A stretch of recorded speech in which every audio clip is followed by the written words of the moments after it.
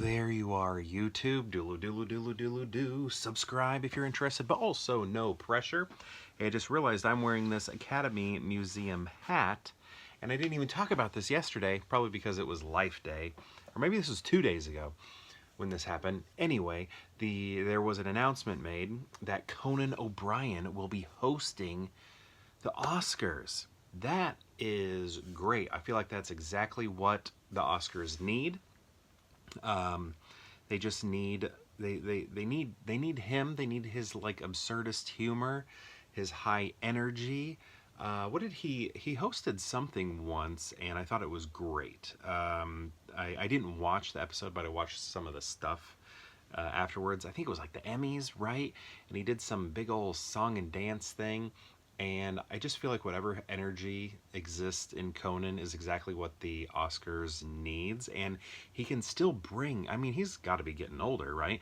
But his energy is still so strong, especially if you watched his Hot Ones episode. Like, that was wild.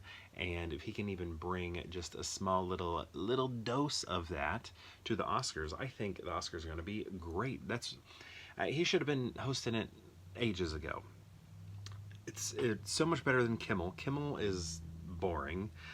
He has funny jokes here and there, but he has zero energy. There's nothing to him. He just stands there. Like Billy Crystal was great because he moved around. He would do the whole song and dance thing. It was great. Hugh Jackman, one of the best ever. But I like somebody with energy who moves. I also like when it's not an actor. Although Hugh Jackman, I still think is one of the best ever, even though I wish it wasn't an actor.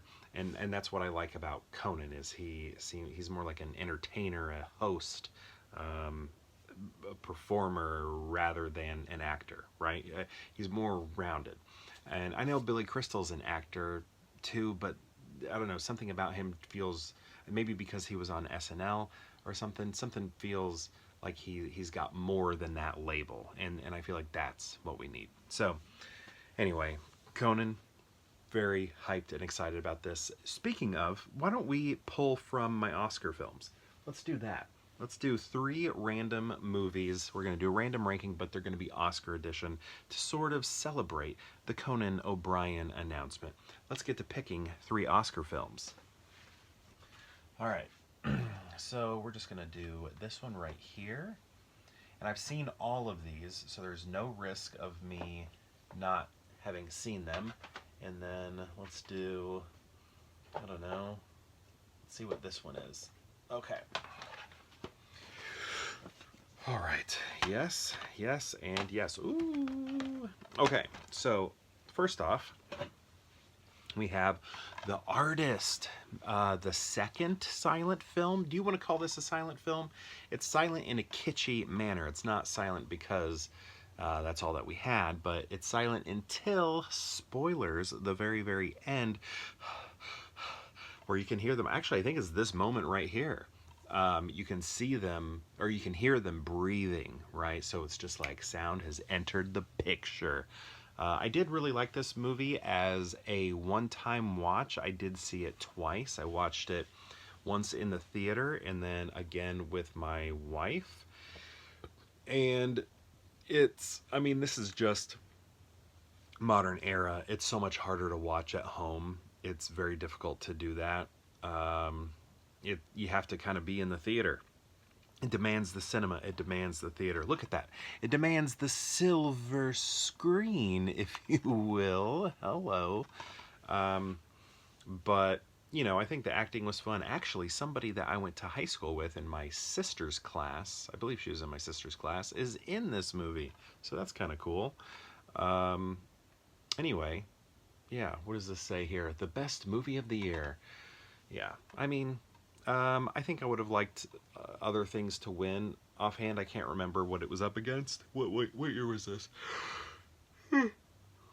Was this the year I wanted Grand Budapest Hotel? Who was it? Who was it? Gosh, I wish I could remember this stuff off the top of my head anymore. I used to. I've lost all my Oscar trivia. I have to look it up now. I can't just pluck it from the brain. Just can't pluck it from the brain like I used to. But I know this is not the one I wanted to win. It's the one I predicted to win. Predicted it very early. but it's not the one I wanted to win. Next we have The Hurt Locker. Now this one went up against Avatar, and it was just the small little movie that could about a war film versus Avatar, enormous 3D blockbuster James Cameron science fiction film. And then it makes all the money in the world, becomes the top grosser. Yeah, James Cameron. You never rule him out. Even though everybody's like, who asked for another Avatar? And then that one goes on to make, super enormous bucks. And I'm going to keep watching them. And that's the thing. The second Avatar I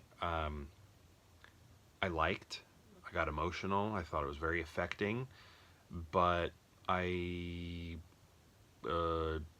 don't care about it, which is weird. It's weird. But I'm going to keep watching them because, I don't know, I'm into it. But anyway, this is really good. Jeremy Renner's in this. The very first time I ever saw Jeremy Renner was in a National Lampoon's movie. If you've ever seen the movie National Lampoon Senior Trip, that was the first time I ever got exposed to him as a VHS rental. Absolutely funny, hilarious, but that's not what this movie is. This movie is absolutely, I don't know, it was a kind of a day ruiner for me. I watched it and then I slipped into this day-long sadness. It just took the joy out of my day. And it was that scene where, it's been a while since I've watched it, but it was Jeremy Renner and Anthony Mackie are sort of trapped on this ridge or hill or crest, I don't know what you would call it, and they're trapped there, and if they move they'll get shot, and so they have to do the shooting or I can't remember, but it took forever, and the music was just eating me from the inside or something. It was just I don't know, I just remember that moment was like giving me feelings of impending doom, slow feelings of impending doom. Very affecting film. This moment here is great. Guy Pearce is in it. I don't know. I think this is a great movie. I think it's a great win, though I probably would have gone with Avatar just because of what it did to move the medium forward from a technological standpoint, but I still like this win here. Although that was a good year, because I don't know, gosh, was that the year? I would have been 09. Did in 09, was that also when Midnight in Paris came out? Because that is very good. I love that one. Star Trek came out that year. It was not nominated, but it would have been cool. District 9 was nominated. It was a great year. Next we have, I'm talking about A Man for All Seasons. This is a Best Picture winner about a royal, part of the royal family, the royal history. Henry VIII here being played by Quint from Jaws. And I've just, there he is right there. I've really, I don't know, I like the royal family. And I like the movie. I started collecting movies about the royal family. I don't know. I just realized I had some, and I was like, I want to get them all. I'm going to get them all. So I just started buying them all. But I think the movie The Queen, which was nominated for Best Picture, along with The Departed and Frost Nixon, right? Am I getting that year right? What else was it up against? But anyway, I loved that movie, The Queen. It totally reformed my views on her that were sort of shaped by the media during after Princess Diana's tragic death and the car crash and everything. So I don't know, I kind of felt one way about the Queen until I saw the movie The Queen, and then I was just like, I love the Queen, and after that, I don't know, that became one of my favorite movies, one of my favorite biopics of all time, probably top 5 biopics easily, maybe if a biopic is just about one individual, it's probably my favorite biopic. I would say The Queen. But like, are you trying to call? Are you trying to call like um, Apollo 13 a biopic? Because I'm not. Too many people are involved. I mean, it's historical and everything, historical drama maybe, but I don't want to call it a biopic, even though those people are real. Um, anyway, back to this. So, yeah, I think this was probably my second. Uh, uh, Elizabeth, maybe. I don't know. I'm trying to think of like in